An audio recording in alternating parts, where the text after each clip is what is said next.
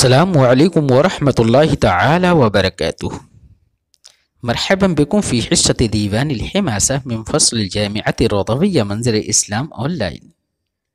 فيا أيها الطلبة الأعزاء، اجلسوا في هذه الحصة من عينها بكل ما لكم من الوعي والإصغاء، وتخضعوا للمحاضرة بإمعان النظر وحسن الصفاء، واجتهدوا في الحصول على العلم، فبذلك يزدهر مستقبل الحياة، وترافد لكم الآمال المتدفقة في قلوبكم، وتتيسر لكم الفرح والابتهاج إن شاء الله فيما بعد. فتشرفوا هذه الجمل بالقبول كما هو فيكم المأمول.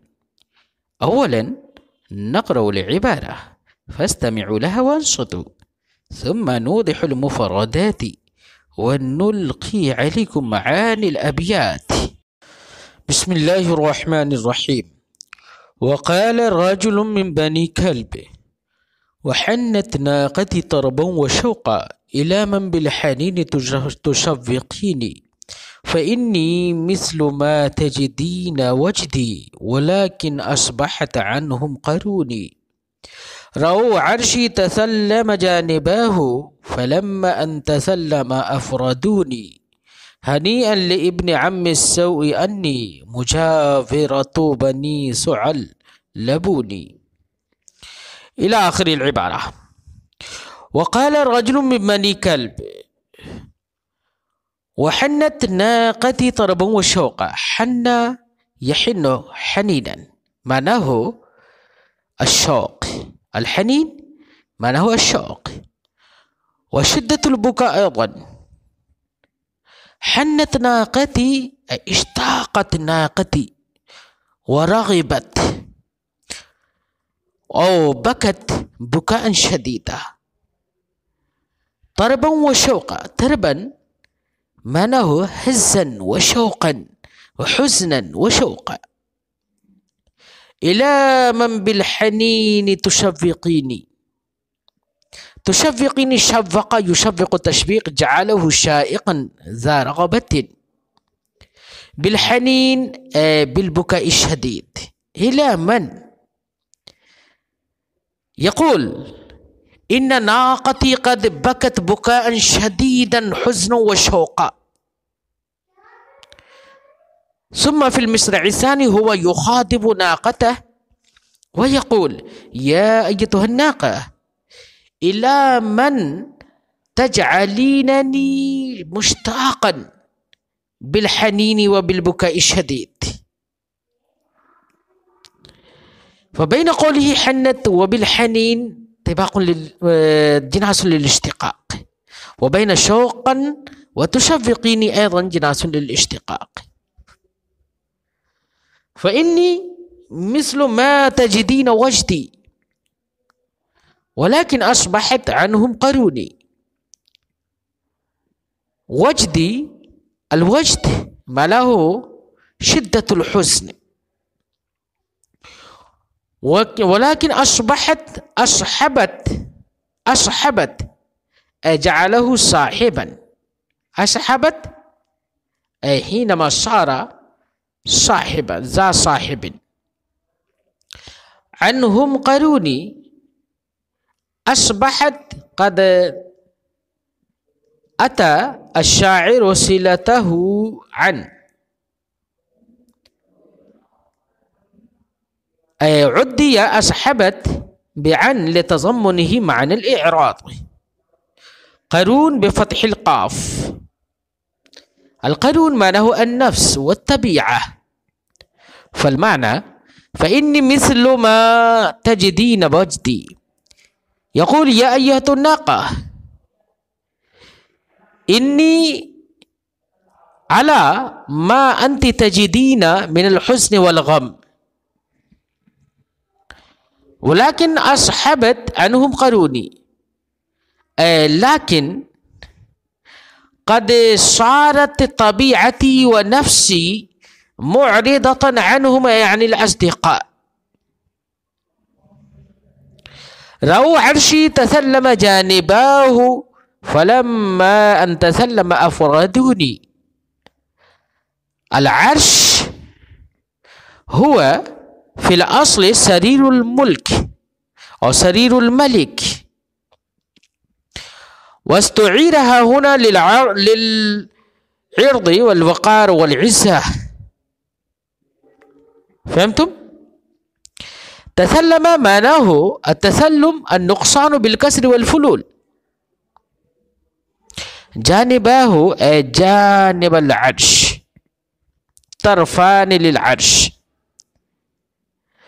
فلما أن تسلم أفرادوني، تسلم ذلك العرش أفرادوني، تركوني منفردا.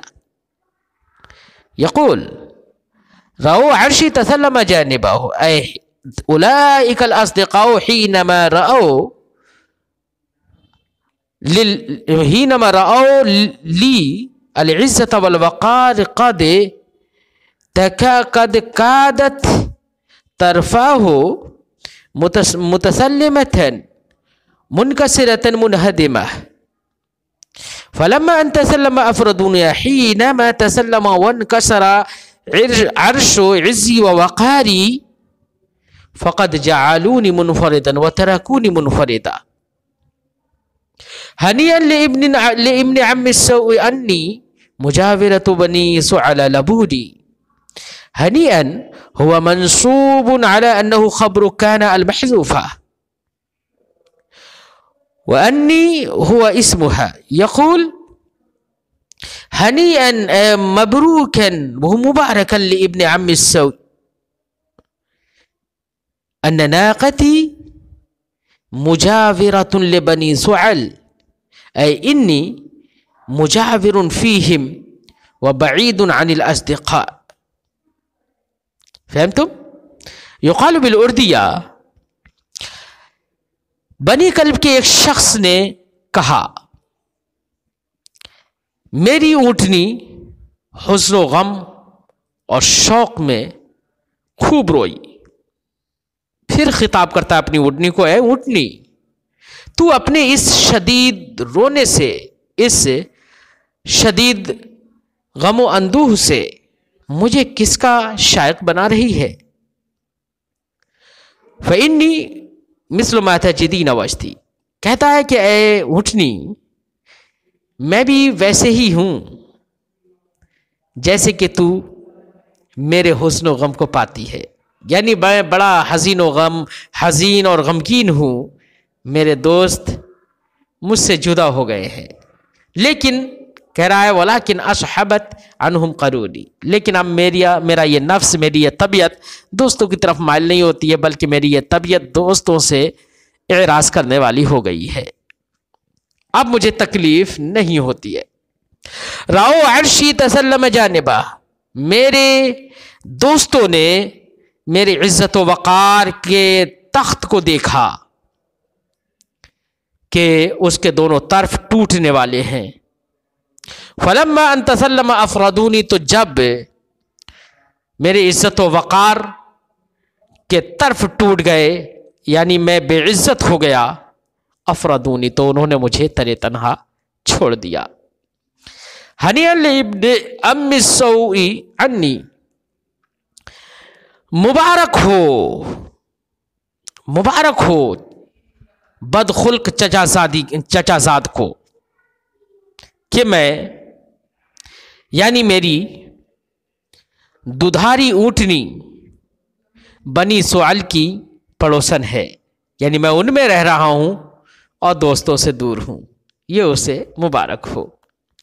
وقال رجل من بنی اسد، هذه الابیات يقول وما انا بالنكس الدني ولا الذي اذا صد عني ذو المودة احرب ولكنني ان دام دمت وان يكن له مذهب عني فلي عنه مذهب الا ان خير الود ود تطوعت له النفس لا ود اتى وهو متعب وما انا بالنكس الدني ولا الذي، وما انا بالنكس، النكس معناه الضعيف اللئيم، الدنيج من الدناءة.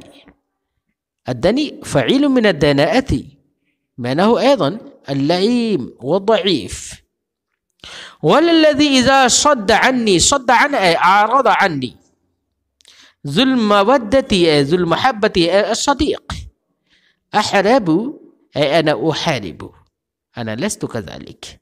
يقول وما أنا بالنقص الدني ولا الذي، أي أنا لست برجل ضعيف لئيم،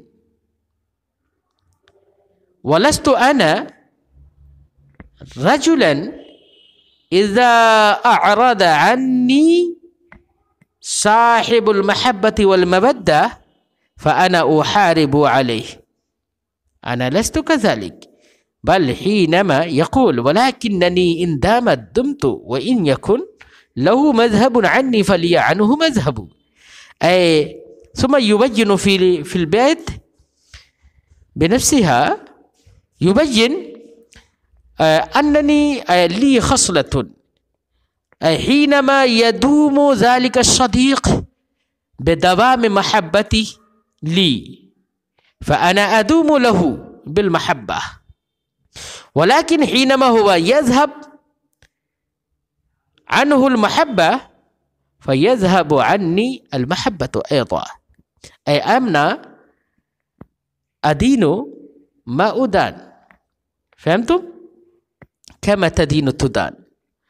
ولكنني إن دامت دمت وإن يكن، لكن إن دام ذلك الصديق بالمحبة معي أنا أدوم معه بالمحبة، وإن يكن له مذهب عني، أي إن يكن له ذهاب عني والإعراض عني فلي عنه مذهب أيضا، أي أنا أيضا أذهب عنه مع المحبة. ألا إن خير الود ود تطوعات. يبين في هذا البيت إن خير الود ود قد تطوعت وفرحت به النفس، لا ود أتى وهو متعب. أي ذلك الود ليس بخير، حينما أتى في القلب فهو يجعلنا متعبا ذا تعب. فهمتم؟ يقول ألا إن خير الود ود تطوعت له النفس، لا ود أتى وهو متعب. أي يا أيها المخاطب إن خير الود طابت له النفس وفرحت به النفس، لا ود أتى متعبا مؤلمة. يقال بالأردية وما أنا بالناقص الدني ولا الذي، میں کوئی کمزور و ناتواں اور ذلیل انسان نہیں ہوں، کمینہ نہیں ہوں، اور نہ ہی ایسا شخص ہوں کہ کوئی دوست محبت رکھنے والا مجھ سے اعراض کرے تو میں اس سے اعراض کرنے پر لڑوں اور جھگڑوں. لیکن میں محبت اس کے ساتھ ہمیشہ، لیکن میں ایسا ہوں کہ اگر وہ ہم سے ہمیشہ محبت رکھے تو میں اس سے ہمیشہ محبت رکھتا ہوں، اور اگر وہ مجھ سے اعراض کر کے چلا جائے تو میرے لیے بھی اس کی طرف سے اعراض ہو جاتا ہے. سنو، بہتر محبت وہ ہے جس کے وجہ سے نفس خوش ہو جائے، نفس میں زندگی میں تازگی آ جائے. وہ محبت اچھی نہیں ہے جو آئے تو جس زندگی کو تھکا دے اور زندگی میں درد دے، تکلیفیں دے. قد انتهى الدرس فعليكم أن تحفظوا هذه الأبيات. السلام عليكم ورحمة الله تعالى وبركاته.